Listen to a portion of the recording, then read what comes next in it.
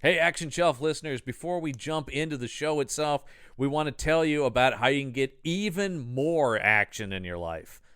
Mm.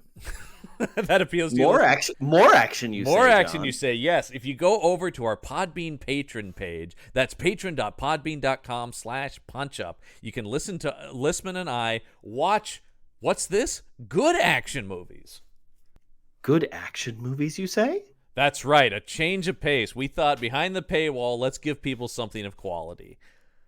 So And give us something of I quality. know, it's such a pleasure to do that. So twice a month, you and I will be doing commentary tracks that you can download for Yes. good action movies, all kinds of awesome stuff from a lot of our heroes like John Woo. And we've done stuff from the John Wick franchise and Sylvester Stallone, Arnold Schwarzenegger, all the guys we never get to talk about on here. Yeah, stuff we legitimately love and love to share with you all. Yeah. Yeah. So you can listen to that as well as other cool exclusive content from the Punch Up Entertainment Network shows. Once again, the address for that is patron.podbean.com/punchup. And now, into the action. The Action Show.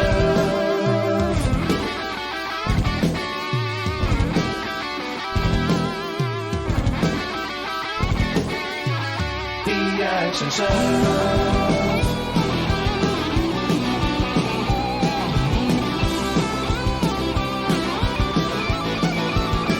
The Action Show.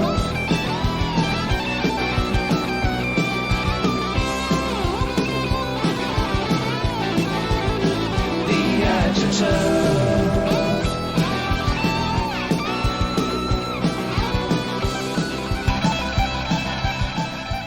Welcome to the Action Shelf. The podcast celebrates the glory of B action movies. I'm John Campbell. I'm Michael Listman. Oh, Listman. We finish up March before we get into Adkins April. We have to go through the gauntlet of...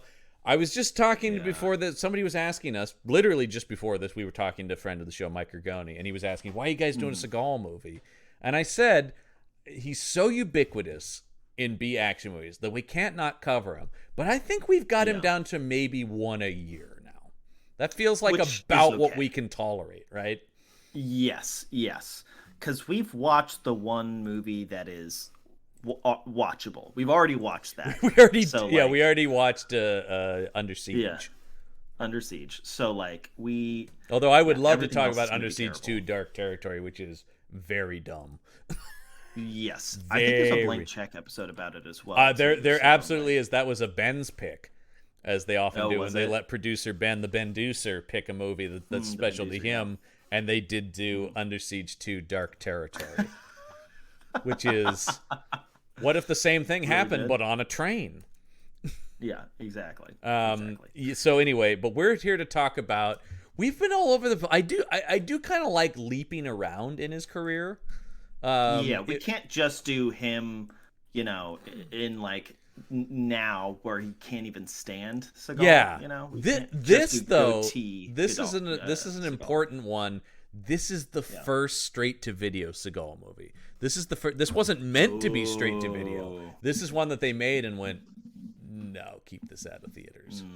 And having seen the movie, I get it. I get it, why. yeah.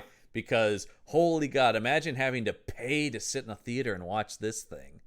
Jesus. I can't. I would ask for my money back. Yeah, I think- would sit I through don't- I would sit through the first 20 minutes and be like, no, I want my money back. I'm gonna do anything else. This besides one watch this is, it doesn't quite reach Crazy Six levels, I still think, but this is coming in though for hardest to watch. This is just right? boring.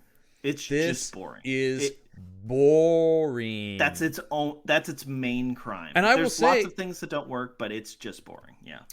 Reading a lot of the reactions to this, as I always do on IMDb, the Seagal fans don't like this one because there's not a lot of action. It doesn't deliver on what even people who like Seagal want. Yeah, so it doesn't go all in on either the Seagal type movie or the, medical thriller or whatever. So nobody's happy. It's a master of none, The idea of Steven Seagal in a medical thriller. Are you? Yes. I mean, like, this is It's just one of crazy. those, like, I mean, this this was is bad on paper, you guys. I mean, this wouldn't have been good Right, with if- anyone.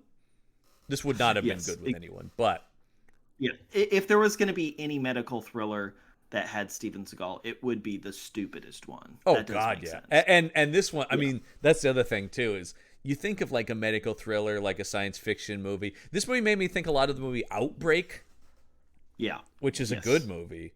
Yes. I like that movie a lot. Or Contagion, the Steven Soderbergh movie, which are other movies, but those are all very science based and Yes. very about scientists doing science work. They're There's a science montage in this movie, John. Yes. Don't forget about that. This They movie- do science. This movie does science. Is exactly it. It's like, see, we're doing Real science. science. People are acting out science. There's not science in the movie. Yes. People are acting No. science, which I think Yes, exactly. is a key difference here. There's some test tubes. There's some beakers. That's John, that's that are about heated as up. much research as I don't think there was any medical consultant on this movie. Nope. Have we said that it's 1998's The Patriot? I don't know if we've actually said that. I think so. What is the synopsis, John?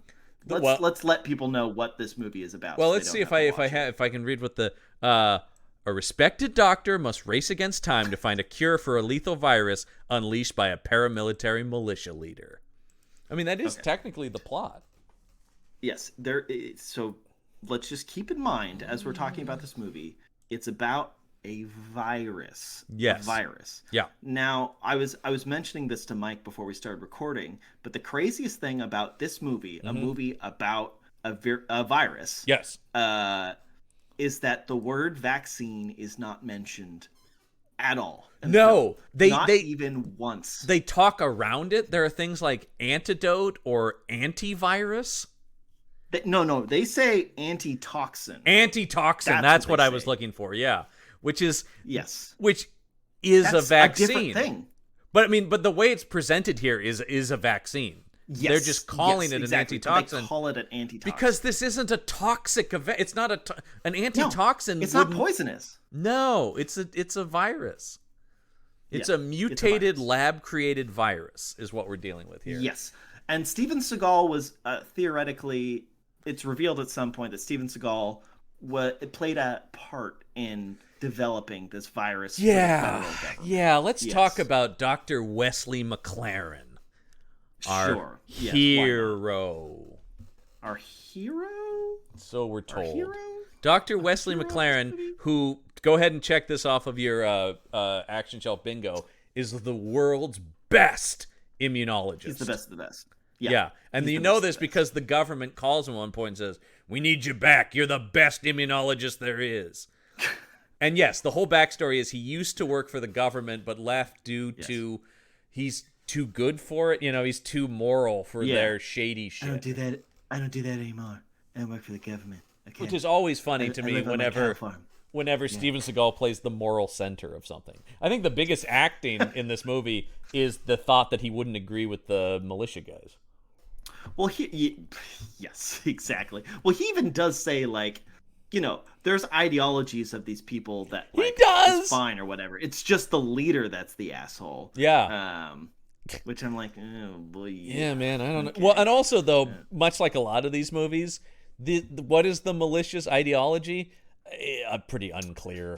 He's called a neo-Nazi. Yeah. But like, But they never. But other they never, than that, they never really talk about like no, race. and they don't present themselves. There's no like swastika tattoos or there's no skinheads. They're just wearing generic military uniforms. Yeah, it's that's all. It's similar to that movie Malone we did with Burt Reynolds, where it's like they're just general like Malone. yeah, they're just general anti-government people. It's but they don't really have any ideology. Even when you get the big monologue introducing the bad guy of this movie, he's number one. If I have to He's hear, just quoting previous presidents. That's all he's doing. if I have to hear that fucking Thomas Jefferson line in anything ever again, I'm gonna people die. love to quote that you know the thing about the blood of patriots and stuff like that, right? Yeah. God damn it, find something else. Shut the fuck up. I also love he gives an FDR quote and then he goes, "That was Franklin Delano Roosevelt." Delano? Never heard anybody pronounce Does it he like. dislike FDR? Because he then is like, he was just tricked into fighting in the war. Oh yeah. That's also a weird stance that they have. Was we had no business Yeah. in World War II? What? Yeah. That's Well, weird. no, that does track as a neo-Nazi. Like, that makes sense. That's true, except for they don't have any Nazi sympathy beyond that. Yeah, exactly. But then he's like, but FDR was a good man, you know, blah, blah, blah. It's like, oh, you mean the thing that no neo-Nazi would ever agree with? Yeah. No, there's Interesting. no thought process to what these guys are about. I do want to talk about the director of this movie because he is one of the most fascinating things about this movie. This is directed by a guy named Dean Semler. And this is one of only 2 feature films he directed that both came out in 1998. The other one is a total future episode of the show, Firestorm. We have to do Firestorm. Wait, this was 1998? I thought it was 1999. Oh, interesting. This is 98. These are both 98. Whoa, okay. All right. Wow. Man, some good movies were coming out around this time. Oh, yeah, 98, man. The movies looked a lot better at this point. Let's talk about movie. what I else would believe that this movie came out in 1985. I would It does kind of look like that, yeah. What other action movies were in 98? I remember some of the ones I saw. I know Armageddon was a big movie of that summer. That makes sense. Saving Private Ryan. Ooh, The Mask of Zorro, one of my absolute favorites. Oh, yeah. Rush Hour, Ronin, great. The First Blade came out in 98. Oh, shit. Yeah, man. I mean, and this is one of the ones if you type in 1998 action movies, this comes up. Star Trek Insurrection comes out. Lethal Weapon 4, sure. 6 Days, 7 Nights with Harrison Ford. Lock, Stock, and Two Smoking Barrels. This is the year the Guy Ritchie debuts and is a fundamental game changer in action filmmaking. Yes. That's such a great movie. Lock, Stock is fantastic. Those first 2 Guy Ritchie movies, Lock, Stock, and Snatch, are just incredible movies. So I'm a big fan of his in general, but man, he just kicked off that. So anyway, this guy puts this out. But Dean Semler is, and this is in the trivia, this is the only, and I think I might have said this last week when we were teasing this. This is the only Steven Seagal movie directed by an Academy Award winner. Boy, you wouldn't know it looking at this film. No, you wouldn't. I will say, when you find out what he got the Oscar for, I can kind of see. It's not directing. Well, he got the Oscar for cinematography, right? And specifically for the cinematography of Dances with Wolves, which is a big, sprawling, widescreen Western. And he tries to put some of that grandeur in this movie. I will say, there are good shots in this movie. This movie is relatively well shot.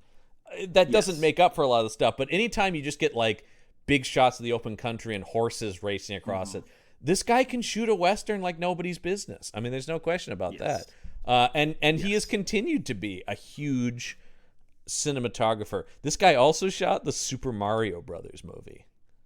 Yeesh. Isn't that weird? Oh, no. But he also shot the original Mad Max films. Okay. His career's a little all over the place. Yeah, it's interesting. Yeah, he did Dance with Wolves and then comes back and does Waterworld with Costner as well. He did We Were Soldiers, the Vietnam movie with Mel Gibson. He's done a lot of Mel Gibson movies. I think that probably goes back to Mad Max. Mad Max. Yeah. Appaloosa is a great underrated Western that I love that he shot. And he's still shooting stuff this day. He did Maleficent for Disney. Okay. Yeah, he's good cinematographer, man. And like I said, he tries to bring some of that grandeur. It's just this movie's so boring. But there are a couple moments when it's like, I get to shine. It's mostly the beginning of the movie where there's a bunch of like wide shots. Yeah, because the movie is shot. This, I will say, this is a rare like widescreen action shelf movie. I don't think the movie uses that as well, because once we get into like the hospital and stuff, it's all. But there's a couple moments when you can open up the movie and you get the sense, oh, that's what this guy wants to do. Yes. What's interesting, actually, too, the Mel Gibson connection is that obviously there's a Mel Gibson movie called The Patriot, which is a much better movie than this. Yeah, it only could be, John. Yes, this is true. This is true. But that is the thing. When you type in The Patriot, anywhere. Yeah. It wants to show you that huge, successful movie that people like. Well, at least we only have to scroll one movie down this time. Yeah. Because sometimes Why- I have to really do some digging to find what movie we're Why talking is about. this movie called The Patriot? It's a weird title know. for this movie, right? Like, This movie's based on a book, right? I It is. believe it's based on a book that's not called The Patriot. the book is called The Last Canadian. And I'm looking up the book right now because Okay, I yeah, don't know what 'cause- the hell that means. So it doesn't take place in America. So that It's a 1974 science fiction novel about the adventures. This is a 1970s Cold War apocalyptic story about an engineer living in Montreal who, after learning of a fast-spreading airborne virus, moves his wife and 2 sons to an isolated cabin. So they really took, as they say here, it's credited as an adaptation, though it shares virtually no similarities to the novel except for the deadly virus. No character names, events, or location are in both the book and film. that sounds like an interesting story. It sounds a lot like The Last of Us, honestly. Well, the So, book is clearly like a serious science fiction story. Yes. It's a post-apocalyptic Yes. science fiction story set, once again, Yes. written during the Cold War. I love Yes. stuff like that. I'm totally on board for that. Yeah. This is I doubt they solve the virus apocalypse by the end of the book. Is the impression I'm getting. I don't think that's or at least the case. there's like a glimmer of hope or something. Maybe. Right, But yeah. It's not like everything's fine, we're good at the end. Like this movie. Oh yeah. This is just a small town it's got the militia aspect of it. This movie is written by a guy named John Kingswell, and Listman, welcome to the Action Shelf One and Done Club. That's right. Oh, He's hell a one-hit yeah. Action Shelf wonder, man. This is the only thing he's Yeah. ever written. Woo! That's And that adds up because this screenplay is awful. what's worse, John, the screenplay or Steven Seagal? Man, Like I obviously mean, the two of them work together. I was gonna to say, make 'cause this a is a- truly boring film, but this like, is a real toxic. Talk about toxic. This is a real toxic collaboration of this script with this guy. yeah. Whoo! Yes. I mean, I always default to Steven Seagal as the worst. So, yeah, but the and script I was is really bad. Yeah, because obviously the script was so bad, it was hard to pay attention to the story. So what I was focusing on was Seagal himself.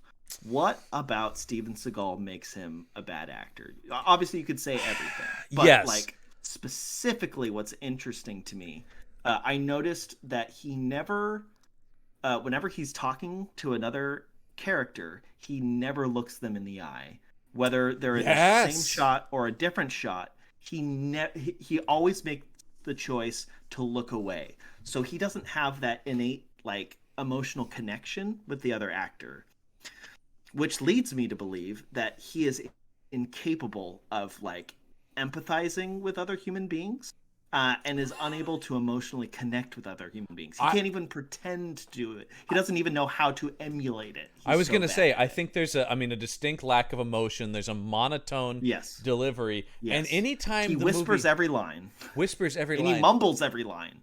He mumbles every line, and the thing with this movie is he was I think it seems like, just based on choosing the script, he was trying to do something different, playing a doctor, playing a Yes. single father. Every scene with his daughter, whenever they try to make him like a guy you would like, who's like being cute with his kid, totally fails. And I actually think the daughter might be the best actor in the movie. I was just about to say the exact same thing. And she's legitimately good in this She has movie. gone on to be a successful actress. Camilla Bell is still. Yes. She's on Law and Order: Organized Crime right now as like a regular. Oh, which cool! I watched cool. that show. I recognized her from The Lost World. She's the little Yes. girl who sees the T-Rex in her backyard. I'm like, She's oh, great that in- is her. Oh, She- yeah. she was- She's been in she's- Spielberg. She's been in Spielberg. She's been in a lot of big stuff. She's an actress I Yeah. definitely recognize because she's really fucking good, and she's a little kid who has to carry those scenes. She makes those scenes almost work. She's so close. Yeah. She can't make up for Steven Seagal. but she almost makes it work. We're actually because she genuinely is portraying that she loves her father, even though her father is Steven Seagal. and I'm watching it, and I'm watching it going, she's got charisma. She's got a look. She's able to play something. Yeah. You are drawn to her. There's a reason she's continued to be a successful actress. We're actually going to talk about her again in a couple months in a Western she did as an adult. So we'll talk. Well, this is a Western, John. Yeah, that's the thing. I feel like this is where this guy comes in. This guy who shot a lot of Westerns or Mad Maxy type stuff, which is very Westerny. Is him just going, my take is it's a Western, right? Like, yes. Now, I will say, I just talked about John Kingswell being the writer, and this is the only thing he did. I just glanced at the trivia here. John Kingswell is not a real person. What? The two writers who wrote this movie disowned it. And it is a pseudonym for Paul Moniz and David Ayer.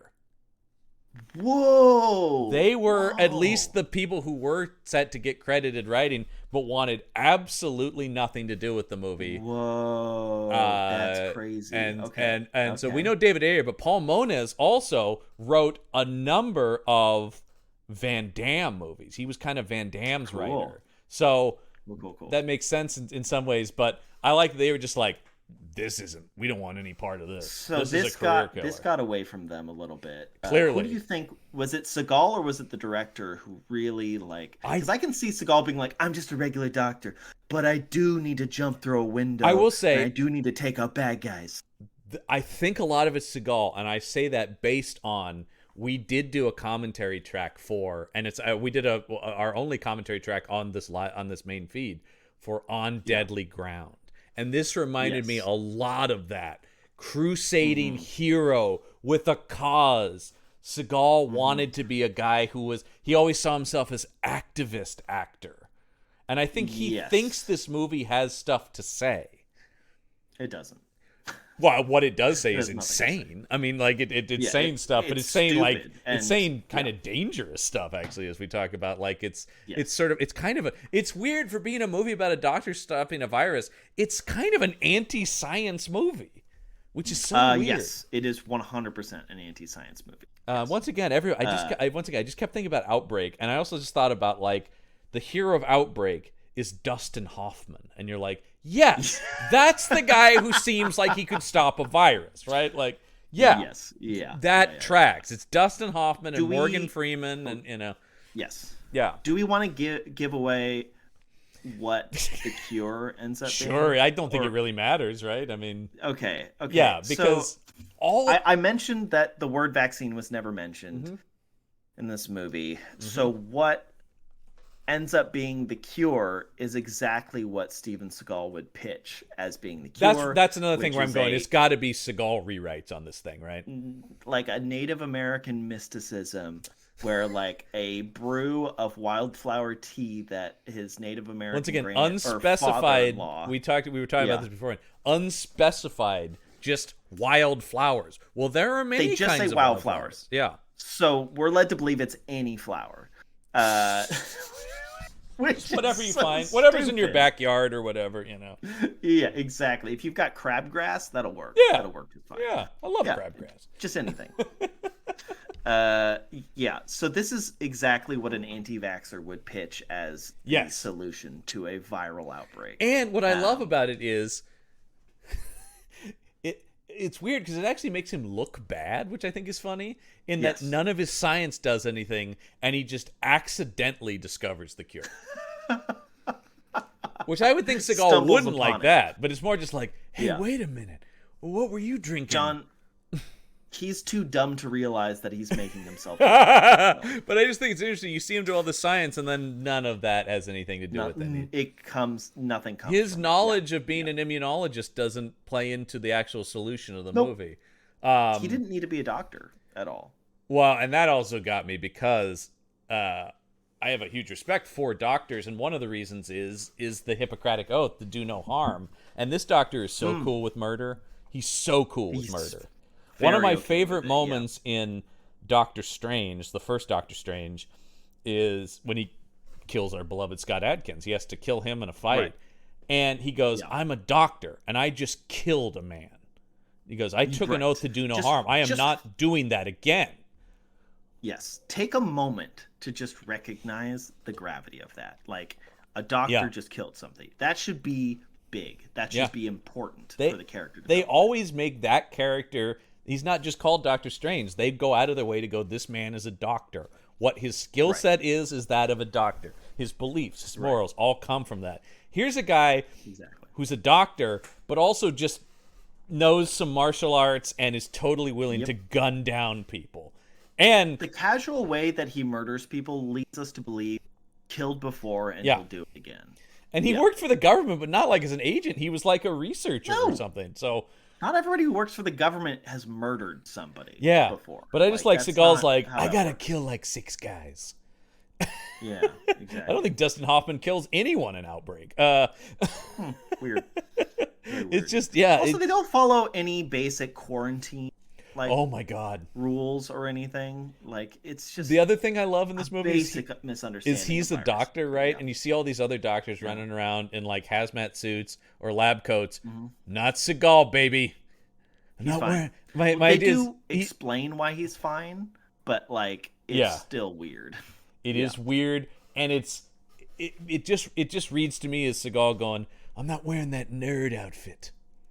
Yeah, people need to see this beautiful face on screen.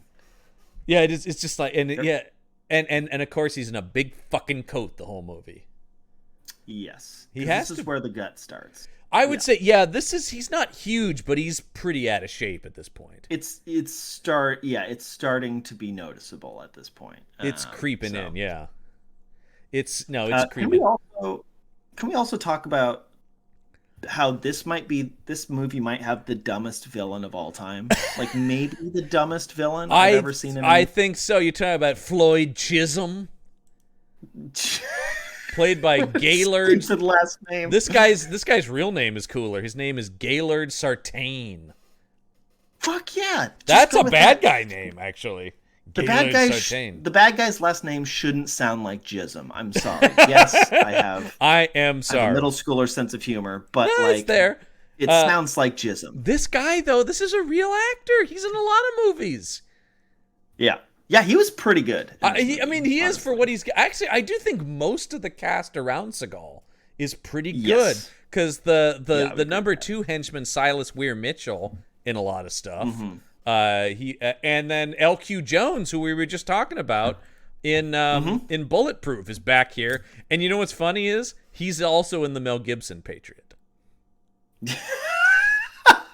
So anytime there's a movie that's called The Patriot, he has to. It's part of a contract he signed. And lucky for him, I talked 60s. I talked about this on the Bulletproof episode. Lucky for him, he's also in Mask of Zorro the same year. So it all evened out for him. He's doing fine. Doing fine. Yeah, exactly. This didn't hurt him. And he actually gets out of this movie pretty early, which I thought, good for you, LQ Jones. Good for you, yeah. Dying halfway through this movie? That's a blessing. Get out of there, man. But yeah, and he's coming off of working with Scorsese in Casino. It's very funny. And to think about, Camilla Bell has just worked with Spielberg. He's just worked with Scorsese, and they come into this bullshit. Yeah, exactly. But weirdly, because this is still... Oh, and actually that leads me to this, Listman. I do have the budget for this movie, because I was going to say, this came out straight to video, but it was made as a theatrical film. So what did this cost? Exactly. And so I tell you that as somewhat of a hint of more than you would think. $15 million? Oh, I wish it cost $15 million. 25. Jesus. You don't. Christ. That a lot of that had to go to Seagal, right? Because it is not on the screen. I think 15 is a safe bet. Actually, I would say this is like this looks like a 10 to 15 million. It looks like So exactly. what do you think they gave Seagal, like 10 million? Maybe, I guess. I don't know what else. I don't know where else the money went. Like, I don't see the money on screen. The movie is shockingly small scale. Yeah. Like, it really... Yeah. I was amazed at how little happened in this thing. And maybe it's it's because they didn't restore it at all, but like... Oh, yeah. Picture quality is abysmal. It's It's still- kind of hard to tell what you're looking at. It's a good indication at that this times. movie has no value to anyone, that this is still like VHS quality scan. yes, Maybe yeah. early Nobody DVD. remastered this. No, and it's on, and it's also one of those movies that's on every single streaming service because it probably Yes, has yes. no fee attached to. So it's on. No. You can literally watch this movie pretty much anywhere that has movies. You can watch You this. can watch it for free. I mean, I watched it on Freebie, so I watched it on like, YouTube. Like it was just yeah. there. Yeah. Oh, I didn't know it was on YouTube. I should have. I didn't Yeah. either. Was until, there ads when it was on YouTube? No. Oh fuck. Maybe I should have done that. Although the ads are a nice respite from the shitty Yeah, movie, actually, I you guess know? in some ways you're right, but it is. But a thing. it does make the whole watching experience long. It wasn't which is though less like than like ideal. I watched Bulletproof on YouTube and somebody had uploaded that. No, this is just on there Yeah. from the studio. This is official. And Yep. it's just free because Yes. this movie has no value to anyone at all. And Nope. it shouldn't. No, 'cause it's, absolutely not. This movie the is writers horrible. literally disowned it. Like Two it's guys so who bad. are actually successful Hollywood writers are like, no, this shit'll kill our careers. exactly What this Yeah, turned into, exactly. and having seen those guys' other works, whatever you think of like David Ayer, he is a good writer. I mean, he fucking writes. He's a couple years out from writing he's- Training Day. He's better than this movie. That's for fucking sure. Like that. Yeah. This movie is definitely beneath him. Yeah, I really because we know Seagal loved to write. I bet he got in here, man. I bet he got in here. It feels like it. The script has his like smudgy, greasy fingerprints all over it. Because it has a lot of that same vibe of On Deadly Ground, except for On Deadly Ground does have some insane, stupid action that is missing Yes. here. This is less. Yes. This is less fun than On Deadly Ground, which is incredibly dumb and self-indulgent, but kind Yeah. of fun. And also, this is missing. I do think the supporting cast as well, but this is missing. The whole appeal of On Deadly Ground to me is Michael Caine and John C. McGinley as the Right. bad guys, just Yes. devouring scenery. Yes, and this movie is missing the final action set piece that an action movie should have. Did you have the same thought then of that? I kept waiting for when this thing like Yes. went into full gear or whatever. Yes. Yeah. Hit the It pedal. easily could have. Well, because I thought Again, they couldn't decide what the movie was, so like they this didn't had go to- full into action. I movie, bet which this was this needed at the end. I bet this was written as more of a science fiction thriller. Yes. And then when Seagal Yes. came on, the action is just kind of jammed in place to place. Right. It's like, well, what's the one thing he can do? And even he can't even do that very well. Dude, the but- martial arts is as always terrible. Are laughable. They're laughably bad, and there's a lot of cutting around Seagal not knowing how to do His martial main move, and I've said this before about several others, his main move is slapping. He just slaps at guys. arts. It's true. It really is. Oh It's my insane. How did this guy have a career as a martial arts star? He can't do he martial literally arts. did just make the decision at some point. I guess I'll be a martial arts star. I'm not going to put any effort into becoming that, Yeah. but I'm just going to This is the audacity of overconfident white men. I know that Well, this hold is on. coming from What do you mean, white man? This is a Native American, proud Native a American Native man. American Polish Jew. Is that what are you talking I mean, about? this movie really. Also, that's the thing is like this movie's trucking along, and then maybe about halfway through, in come the wind flutes. I'm like, oh shit, okay, all right, I guess we're going here. I should have Yeah. seen this coming, but I still wasn't ready for it. Was there that was a Japanese like pan flute, right? Yeah, like yeah. that was. It definitely Well, felt like 'cause- it's like why? Seagal's whole aesthetic is white guy who is equally into Asian stuff and Native American stuff, and has kind of He merged couldn't them. decide. Has kind of merged them into one massive cultural appropriation, right? He was never able to decide which culture to fully appropriate. So he just went with both. He's and this that's is his this is a whole guy career. who's got like buckskin kimonos, like he's just. Well, his coat in this movie is kind of vaguely Native American, right? Yes, it is. Well, because his wife was Native American, right? Right. They never say that he is specifically, but like, Well, and so his that wife would definitely that would was. mean, oh, well, okay, then yeah, they definitely imply he is, right? yeah. But yes. that would also mean, then his daughter obviously is a Native American. Nope, Camilla Bell is Brazilian. Right, exactly. Yeah. It's like, I don't know, she's foreign, even though it's for a native. It's She's got. I mean, you know what it is? Is she's got dark skin. That's really what she's they got, thought. yeah, Yeah. dark hair, dark eyebrows, and Yeah. yeah, like olive skin. Yeah, There's only one Native American actor in this movie, and she has. that's the grandfather, right? Well, there's the grandfather, but there's also the other doctor woman. Because John, you forgot. anytime she was on camera, I'm like, how many times was she sexually harassed? This is on the film? only. That's movie, all I can this think is the about. only movie she was ever in.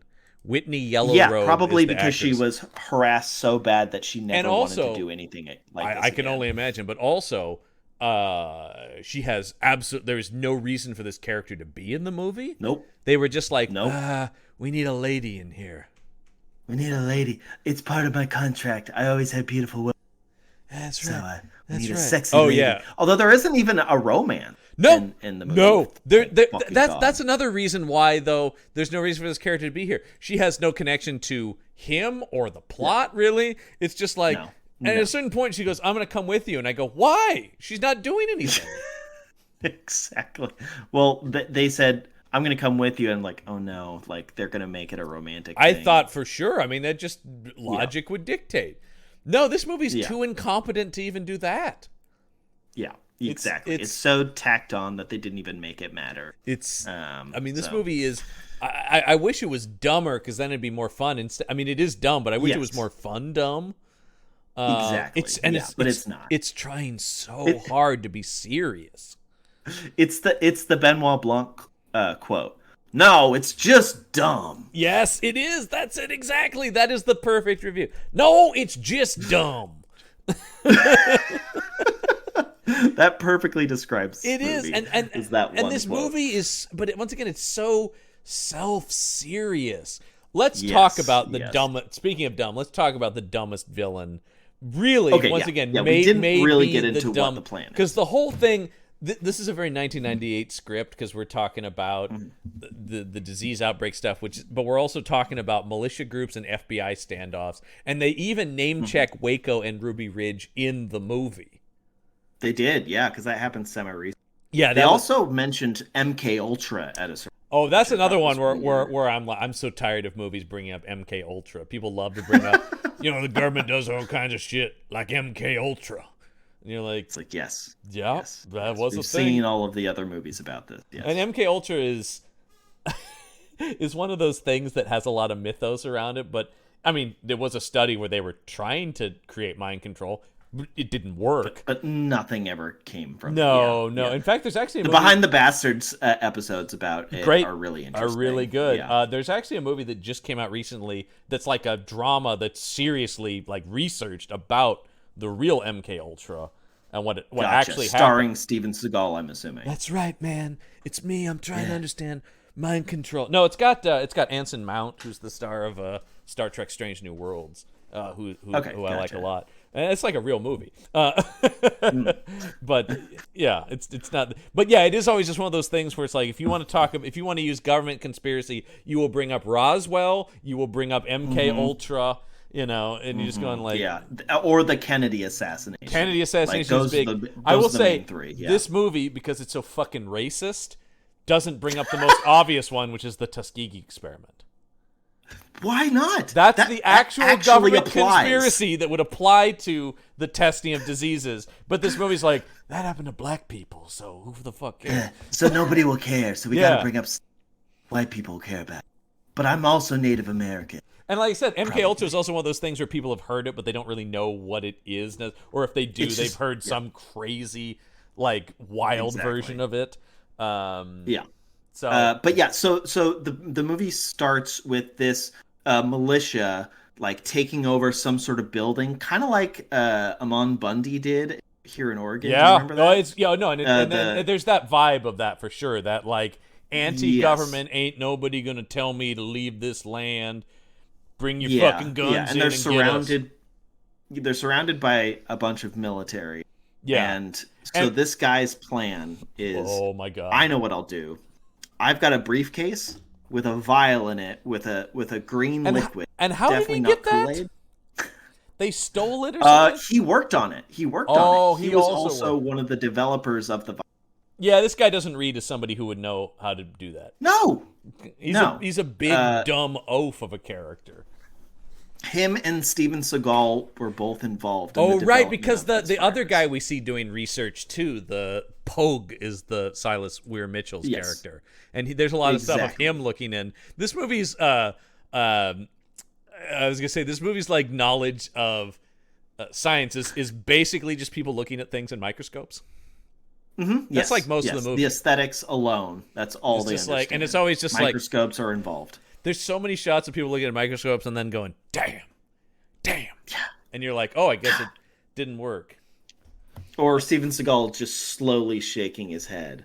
It's like, really? You couldn't even do that? I do like with energy. There's the scene when he's failing to find a cure and they have him like throw stuff around the lab. I'm going, yeah, because that's the only way he could demonstrably play frustration is for him to just like wreck some stuff because he can't convey it through his performance. So they're like, oh, we better just and have him smash stuff. also the female actress in the movie just turned him down right before that shot. So we were lucky the kind of camera upset. was running when that happened. So Exactly. He didn't know the camera was. God damn it. You won't give me any of that punani.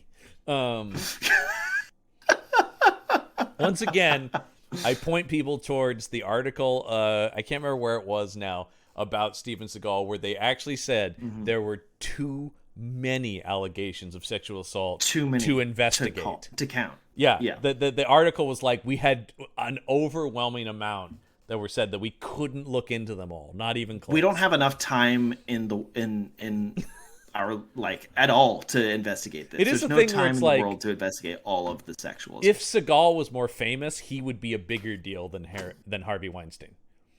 yes, If he mattered yes. to the world And- enough to report on. Instead, it's just like, that Right, guy's a piece exactly. of shit, but also he's such a has-been. But if he was Yes. still a major thing, that would be the biggest moment of the Me Too, not Weinstein, which is also, it was also terrible. Yeah. But it sounds like Weinstein has got amateur numbers compared to... Also, the Weinstein, fucking monster. I'm not comparing these Yeah. things, but I'm just Oh, saying, yeah. I'm just saying... No human trafficking or people chained up in his basement that I've heard, as far as I can know. So it's just like, it's a Well- real hold my beer for Seagal. Well, Harvey Weinstein is a monster. Yes. That is I'm not. a Yeah, question. this is not me going. But he's well, very clearly smarter than Steven Seagal and knows how to get away with this kind of right, shit. right. It was literally leveraging power for sexual relationships, which is fucking monstrous. But Seagal is like, no, I will He actually. has nothing to leverage, so he's just Yeah. a monster. And when although what I like is even when he did, people turned him down. There's tons of stories about That's women true. going, yeah, I just, because he would be like, why don't you come over to my house? You can audition for me. No. It's like, no, look at you. Yeah. No, absolutely not. The Juliana Margulies story where she went over to, I don't know if it was his house, but I think it was like his trailer or something like that. And she sat down on the couch and there was just a gun between the cushions. He just had a fire. He's like, oh yeah, that's my piece. Yeah. Yeah. Oh, that's where that got to. I've been looking for it. Thanks. Yeah. Yeah. You Hey, just thanks. Yeah, I lose this all the time. It's the SNL thing about. I mean, all the stories of him at SNL are legendary. The one time he Yes. hosted, and decades later, they're still talking about it. So this guy Because he's is so the biggest piece of shit in film stupid. history, I think. Yeah. Yes. It's So I get the impression that the reason why the number of cases is so many to count is that he literally is incapable of controlling himself around women. I think that's it. He I has think no impulse I control. think there's not a He's single woman child. who's worked with him on anything that he didn't harass. Right. Just Exactly. Like he has no self-control. Yeah. Like it's honestly pathetic. He is a pathetic human. He absolutely is, and I think that's where even when he had power, women who needed the break were still like, no. No, like what can you really offer? Like Yeah. nothing. You're a hat. Like even when you're at the height of your fame, you were still kind He just Yeah. God damn, what was wrong with America in the 90s? I don't This know. guy I don't know, was man. a I don't major know, man. bankable movie star. People wanted to Yeah. go to this guy's movies just for like for a very brief period of time. Yeah, for like a few maybe years. 5 years. Yeah, there was. I would say that was probably the peak of it was a 5-year period, and this is the beginning of the end. He still does get a couple more theatrical releases after this, believe it or not. Oh wow. This is not I the don't. end. This is just the first one to go straight to video. But I think it goes. He's got another 4 years. I think I looked it up. 2002 was the last time he had a film in theaters. Oh, we got totally off topic. Oh, we were but talking about the villain. We were talking about real. We were talking about real life villain Steven Seagal when we wanted to be talking about Right. the fake villain of this movie, Chisholm. of this movie. So Jism, Colonel Chisholm. Colonel Jism. Yeah. So they're surrounded by military, and his secret plan to throw a wrench in the military's efforts is to infect himself with this green Kool-Aid. Yeah. That makes him very sick, so he can get everybody contagious. Yeah, he's going to now. Do you see it? Do you see a flaw in this plan, John? I see a few flaws in the plan, and then the funniest thing is when. But he goes, don't worry, fellas, we got the antitoxin. So infect me and then inject yourselves. This villain would be way more compelling if he did this with intention to die. He's willing to die for his cause. Make him a he will martyr. give himself Yeah. Yes. But the fact that he wasn't just makes him an idiot. Or what if another way to go is what if he made one of his underlings do this as sacrifice for the cause? And he started this. Yeah, exactly. But I don't instead believe that this guy would do that to himself. No. But I also don't believe he helped develop this virus, which is that's true. Which is also a total movie. What is the virus? It's like a thing. Yeah. So his plan then is, since the antitoxin isn't working, right? I do love that where they go, "Hey, the antitoxin's not working," and this is like, oh shit, we never thought about that. Fuck. Yeah. Jesus. So, maybe this was short-sighted. So his Nazi army breaks him out of jail. And what I wrote, the old Nazi in a hay bale gambit. Classic. No, because the whole thing is he purposely gives himself up and then infects. Yes. Oh, I love this. The scene in court when trial. The trial is so funny because they wheel in. Well, they're just playing a video. Yeah. That assumably they haven't seen before, and it's just him preaching his message to everybody. And I love and then when the video ends, the judge goes, "Why would you show that? That just incriminated you on all the counts." And he's like, "Fuck you, judge," and he spits on the judge, which is the beginning of the outbreak. Yes. But somehow the judge dies before I know that's the thing that makes no sense. Of the disease, which doesn't make any sense. I don't follow why it's not affecting this guy. Even the other guys in his army are dying before him, infected. And he's patient zero. Yes, exactly. That's not how things work. It doesn't make any goddamn sense. That's what we're talking about. We'll just go, this movie is unbelievably stupid.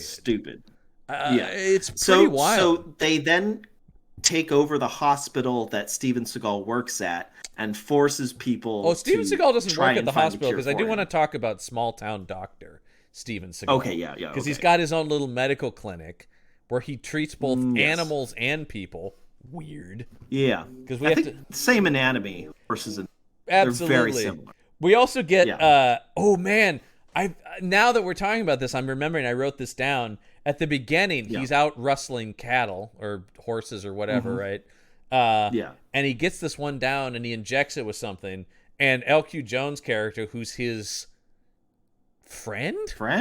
He's just an old guy who lives there. It's not clear. He's not his father or his uncle or anything. Nope. He's just an old guy who's like his mentor. He goes, "Hey, a lot of people are using biotic or whatever." What did he say? I can't remember. But he's talking about a lot of people are using that in the antibodies. That's what he says, which is also just like a weird just science word in this case. Antibiotics is different than antibodies, but that's how dumb this movie is. He goes, a lot of folks been using antibodies, and he's like, "Yeah, I don't put that shit in my cattle." Once again, it's like, and he's literally talking about, "Oh, you and your crazy cures made out of natural medicine." And already we're starting that. I'm only now realizing that in retrospect that is the whole movie is him going, is Seagal going, movie. "Yeah, I'm a doctor who doesn't use medicine."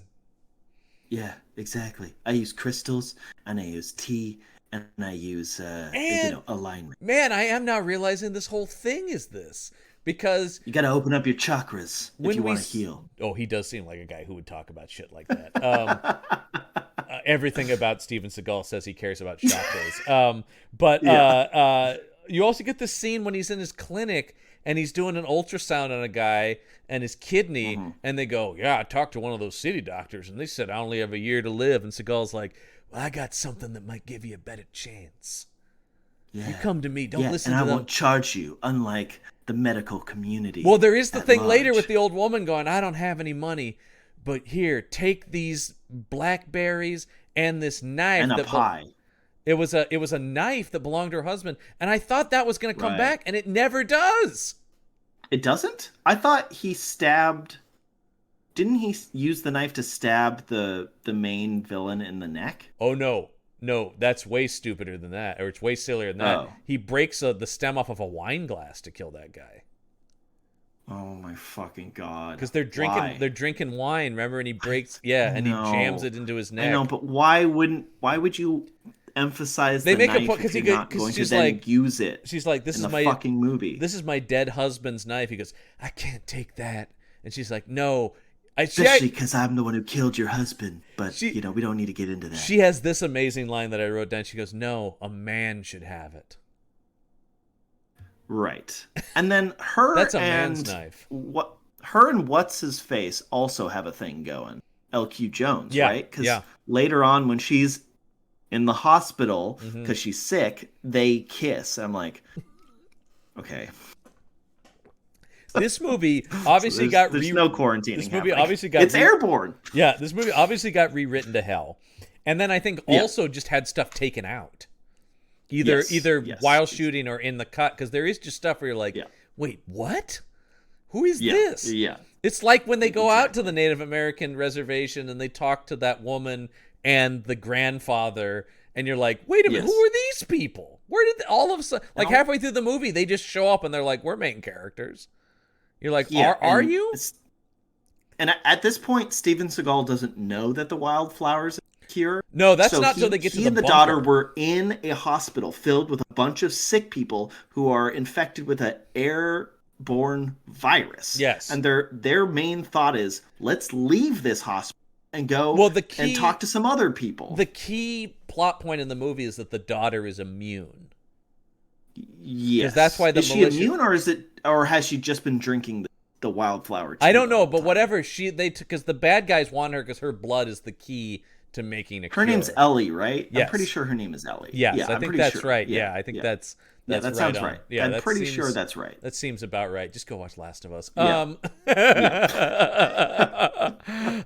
Her name is Holly. That's pretty close. That's pretty close. That's yeah, pretty close. I'll give it to that. Yeah, and once again, she's doing fine work, better than needs in this movie.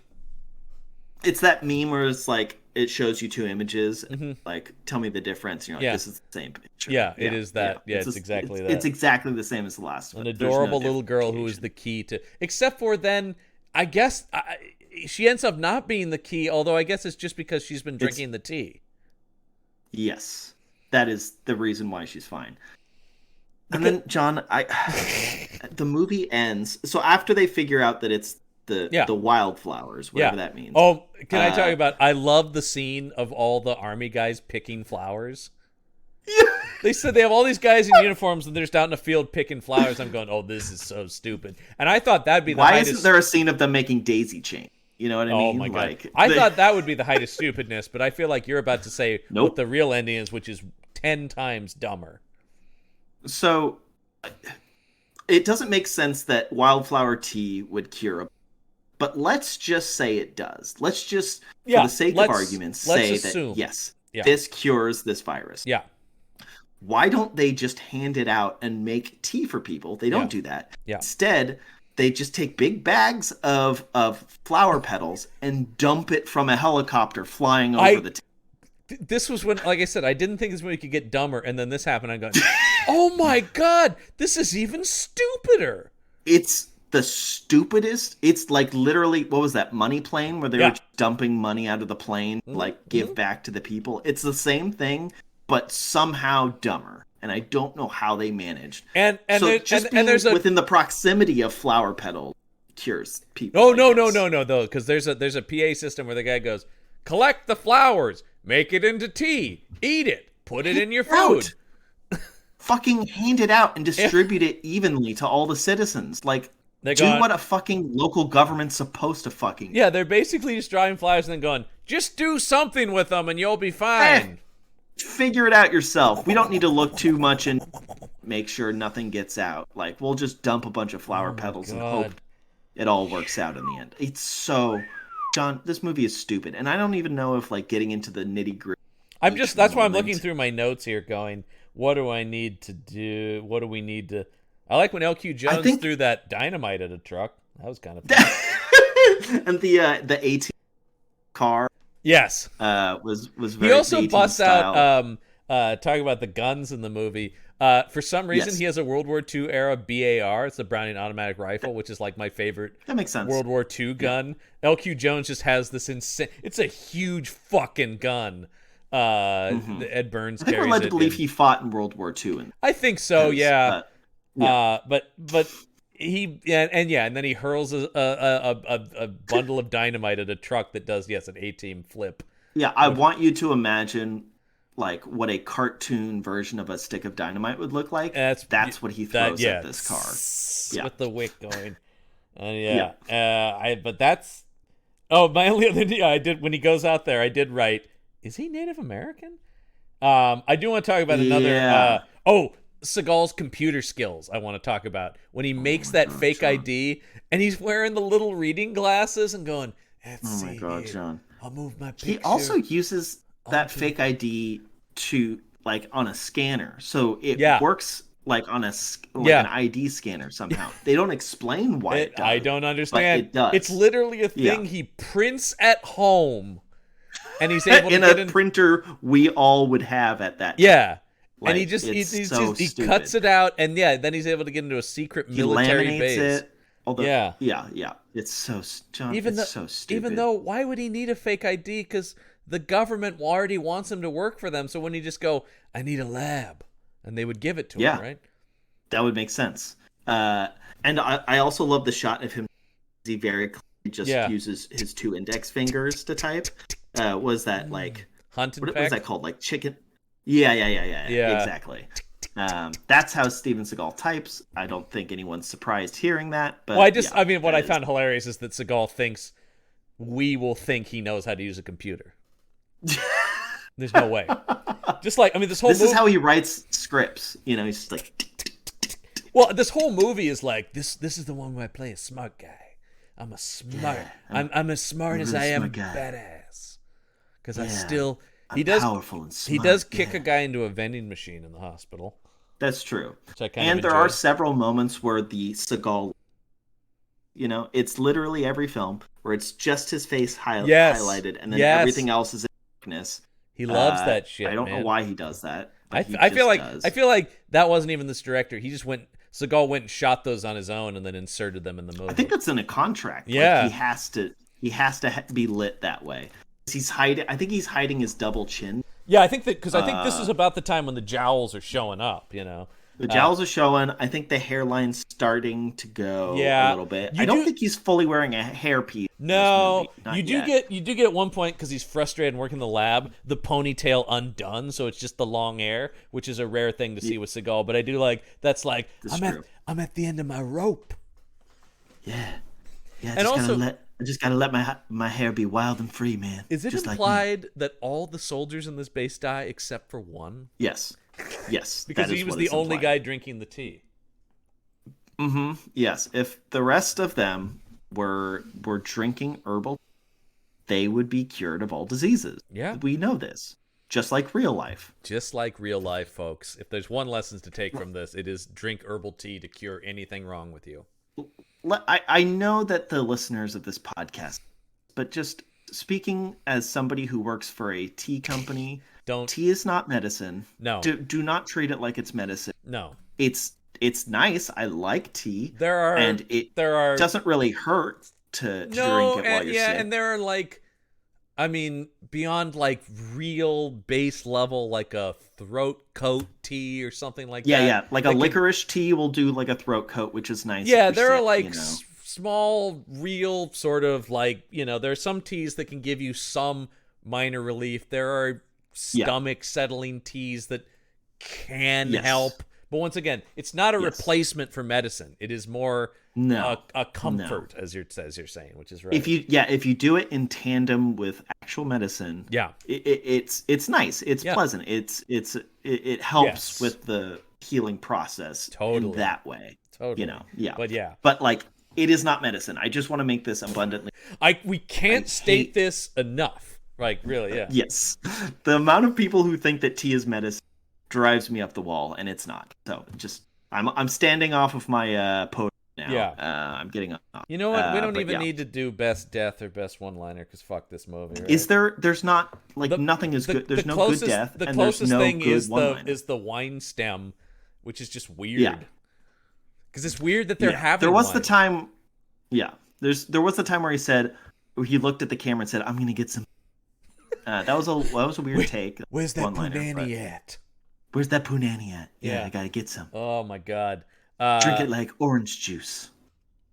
He does say to one of the soldiers, he goes, "Don't die. That's an order." I don't ever Yeah. remember that. It's I the was one so guy who mad ends up living watching because this he's movie. the only soldier that has lines. Right, that's right. Yeah. So yeah. So there's that's the Patriot. You That's like that enough. Egyptian chamomile? Is that pretty good? Maybe put a little bit of lavender in there. Yeah, real nice. Well, we didn't care for this movie, but there's some misguided souls No. on IMDb who did find some things to like in this movie. How did anybody see this and think, I'd watch this again? Like, that doesn't make any sense to me, John. Well, Like, most of the time I'm like, oh, I can see how they turn their brain and enjoy that. Like this. here we go. it's- Oh no, this guy Okay, didn't okay. enjoy it in that sense. This is I'm comes gonna- from I'm gonna- oh, IMDb no. user Prime1, who titles his review, "If you don't like this movie, you're probably shallow." I really enjoyed this movie, and I wish more people would take to heart what Mr. Seagal is trying to say with his movies lately. Sure, it may not have had as much action as some people may have wanted, but the acting was good, the action was realistic and believable, but more importantly, he's been trying to make an impact with his movies, like On Deadly Ground. People don't realize what we are doing to this world, and if even one person takes it to heart and recycles or conserves even a little bit, then I think it's all worth it. People are always talking about saving the planet. Well, the planet will be around for a long time. It's us who will be gone, as in dead. Think about it. 10 out of 10 stars. You hear that, John? Steven Seagal is making the better place. That's this is the one guy who's buying into the bullshit of these Seagal activist movies, right? God damn it. This movie was stupid.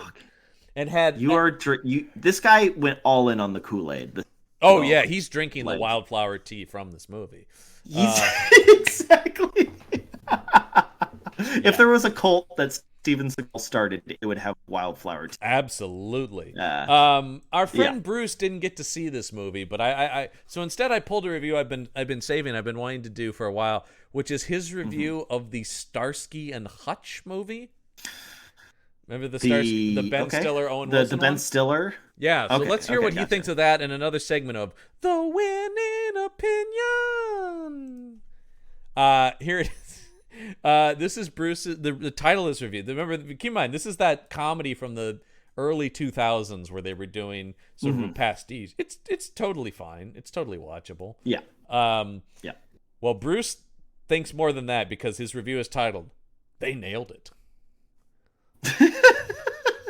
Brought me right back to the 70s. The primary characters represented excellently. The music brought me back to my day. There were some parts that made me laugh heartily. The action was also exhilarating. The end was wonderful. I appreciate Amazon Prime for this and other recommendations in this week's recommendation email. Prime is big bang for the buck. 5 out of 5 stars. I mean, honestly, I'm just happy for Bruce that Bruce loves this film. What I love is I'm happy that Bruce can have a good time. the idea of the nostalgia play of that movie totally worked on Bruce winning. So do you think? I mean, obviously Bruce watched the Dukes of Hazzard when it was on television. Do you think Bruce maybe is from the South, and so there's like an extra amount of this is nostalgia Starsky there? and Hutch, not Dukes of Hazzard. Oh fuck! And actually, Bruce, of course, is from. We've talked about this though. He's from. It says on his Amazon where he's from. We've talked. He is from the South. I Oh believe. really? Where was this? Okay, Let me bring this back up. But I'm Man, pretty sure. I don't know why, but Dukes of Hazzard and Stars. Well, I mean, they're basically the same. I mean, they're not basic. Yeah. He's from Alexandria, Louisiana. So yeah, he is a Southern guy. Okay, gotcha. But no, they're both car-based action shows. I get it. Sure. Yeah. Yeah. Boy, I didn't really watch either. I was more That into is not Starsky my and area Hutch of because expertise. the Southern stuff, Dukes of Hazzard never appealed to me. In Starsky and Hutch, they were just cool cops with a cool car. The closest I get to watching that is watching Live and Let Die. You know what I mean? That's as close as I get to watching There you go. either of these things. Yeah. You some kind of doomsday machine. Sheriff J. Dub Pepper, man. One of the best. Exactly. Secret agent. So good they brought him back. in Secret another agent movie. on whose Was he- side? Ah! He's in Man with the Golden Was he Gun. in Man with the Golden Gun? That's Where the he's other in one. Thailand That's right. buying a car for some reason. Oh, I thought he was on vacation. Man, it's been a while. No, he since is I've on seen that movie. vacation, but he's test driving a car because Bond commandeers Yeah. that car, and he's like, "Oh no!" And here's the crazy That thing: is an interesting point. that- He's buying a car while on vacation. yeah, Not something most people do. in I feel. Thailand. Okay, sorry. Yeah, Go ahead. I was gonna say Yeah. though, the crazier thing about that character is not only does he come back in James Bond, but Tom Mankiewicz, who wrote most of the Roger Moore era Bond movies, also wrote the Christopher Reeve Superman movies, and J. Dub Pepper is in Superman 2. Whoa! He brought like, that- the name of the character's the same, or is it just like the same It's a southern. actor? It's and, it's the same actor dressed the same in the southern. I think to avoid copyright, they never say his name. He's just Southern Sheriff, but he is clearly J. Dub Pepper because there's a scene when Zod and the Kryptonian fugitives land in this small town. He's like, "What the hell is going on?" And they like That's such blow up his shotgun with their laser vision. It is so weird. That's- Tom Mankiewicz loved that character so much he put it in another franchise. That's literally John. That's literally Shakespeare writing Falstaff in like another play because the character was so popular. Tom Mankiewicz's Falstaff was J. Dub Pepper. Yeah, Merry Wives of Windsor, I think. Yeah. And that's Comedy what with it him, is, where it's like, well, I guess he's in Superman as well. Yeah, And he has yeah, a line, I just that's remember, so where funny. the other guy is afraid to face the Kryptonian fugitive. He goes, "Come on, son, I'll show you how to kick ass." I'm It sure is- you will. Yeah, and of course he's immediately Thank you. humiliated. And Of course, I know yeah, this will surprise you. That actor, not from the South, Lisman, believe it or not. So convincing, Weird. man.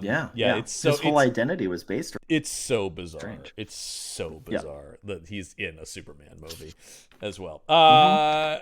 Listman, we didn't care for this movie. No. What say did not. we bring back Dr. Wesley McLaren with a new actor? Yes, So we don't have to thank watch you. Steven Seagal. I think this time we just replace Seagal with our friend Eric Roberts, who is taking Yes, over the role. I can watch Eric Roberts as a doctor. Totally. I can watch that. Eric yeah. Roberts is absolutely. He I believe him. I could buy that. Yeah, certainly. All right, so this is Still has a ponytail though. Still has a ponytail. Oh, well, he looks kind of similar to what he looked like in Dead or Alive. Yeah, exactly. Oh, John, that. Yeah. But yes, that is the look. This should be good. Okay, so this is The Patriot 2, Hunting the Mist. Hunting the Mist. Okay, so this is a new virus that is a mist that comes it's in. a and mist that's born. the airborne. You can literally see the virus coming at you. You know what I mean? And you got to have some scene or where it's like something. coming over the hill into the town, and you get like, oh my god. Yeah, and there's definitely a part where him and his daughter drive Yeah. wall of coming at them. You know, they're in Yeah. a pickup or something. We have to outrun the virus. Exactly. Now, what This is kind of The Happening a little bit, but, or you The know. Mist. Or The Mist, yeah, Stephen yeah, King movie, The exactly. Mist. So it's like an in between, Yeah. between The Happening and The Mist, somewhere. The Happening's in a between. terrible That's movie, what and it The is. Mist is a really good movie. So, but Yes, what miracle cure does he come up with this time? right. So it's another Native American mysticism thing, Right, right? yes, yeah. Is it peyote? Yeah, I do think maybe it's not literally peyote, but it is something you have to smoke, right? It's a peyote, or it's like a vision quest or something. Yes. Like that's how he Oh. discovers the secret. He goes on He a goes vision on a quest. vision quest, and he has a whole vision and like a spiritual guide. Yeah, a coyote talks to him. Yes, there's a we've all talking seen this episode coyote. of the And it's voiced by that was Johnny Cash on there, but who voices it in this? Joaquin Phoenix as Johnny Cash. That Joaquin Phoenix playing Johnny Cash. Why would he show up in this? I don't. But He needed money that week. you need the money. Yeah, exactly. Yeah, I got some bills. Maybe to Tommy pay. Lee Jones. How you doing there? Or Hey, listen to me, Dr. Wesley McLaren. maybe Gary Busey. Hey, The man. Low Rent. Hey, man. Hey, what's going on? That's right. All right. Hey, here's what you got to do. All right. You I'm gotta a get- spirit animal. Yeah, That's I'm a right. coyote. I'm a coyote. I'm wild. You never know what I'm gonna do. crazy. You never know. Yeah. I'm over here. I'm over there. You can't catch me. I'm a coyote. Those were the unused improv takes of him doing the. Hold on. Let me get into character. Yeah. He puts on a set of fake teeth over his teeth. They're like coyote fangs or something. And so at the end, oh wait, here's what it is. At the end, they burn up a bunch of this stuff so that a cloud of smoke battles the mist back and overtakes it. And So it's everyone's literally- having a trip basically. I like he's to like dream battle- it. It's a magic carpet ride is playing. This is on a magic carpet ride. You don't know where people And lie. everybody's going, whoa, man! That's amazing. Yeah, there And it the is. little girl in the song, why don't you come Yeah, talking? they're talking about his daughter, who that's Camilla Bell. She came back. She came back. We stand Camilla Bell on this podcast. Oh, also maybe but- maybe he sees LQ Jones's ghost in his vision as well. Yes. Right, yeah. Well, we could just make LQ Jones The coyote. like the vision. He starts Yeah, as a coyote, and then he starts as LQ Jones, who transforms into a coyote. There is a shot of the coyote with the mustache. You do see the mustache at first. Yeah, we still want but- Busey in here. So Busey is another like anti-government or disgruntled guy who Yes. creates the mist. That's right. Yes, You're all exactly. gonna be covered in mist. Mist. Yeah. That's right. So there you go. Yeah. That's Patriot 2 Hunting the Mist. It can only be better than this. I'll watch it. It's true. Well, listen, we survived this movie, which means we get though we've been waiting for this. That's right, folks. This is the end of March, and it's time next month for Adkins April. A Yeah. whole Yes. month of Scott Adkins films. Yeah. And we are kicking things off with one of the greatest titles we've seen of an action shelf movie, I think. And this is a film called Avengement. That's right, folks. Avengement. Now I will ask Listman. I do like this tagline. Would you like to hear the tagline? Yes. He's out on bad behavior. Ooh, yeah. And the poster is Scott Adkins with metal grills for teeth, and he's holding a double-barrel shotgun at the camera. Yeah. He's out Yes. on bad behavior. Avengement. Love it. That's actually pretty good. That's a pretty good Yeah, that's good. Yeah, I like that. I'm excited for this. This is one I keep. I'm on seeing, board. I keep seeing this around, like on the recommended stuff, and I keep going, no, I'm not going to watch it because I want to save it for this. This is a total action shelf Yes. movie. We love Scott Adkins over here. We do. And this is I think this is in the Guy Ritchie mold. I believe this is sort of a British gangster film.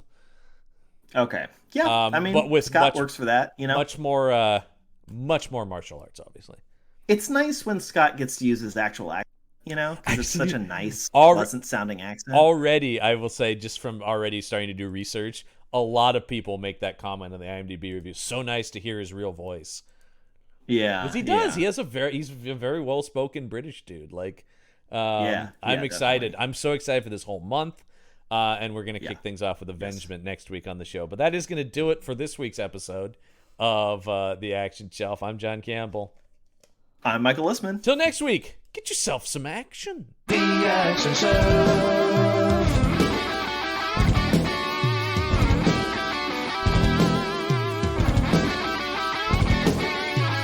The Action Show.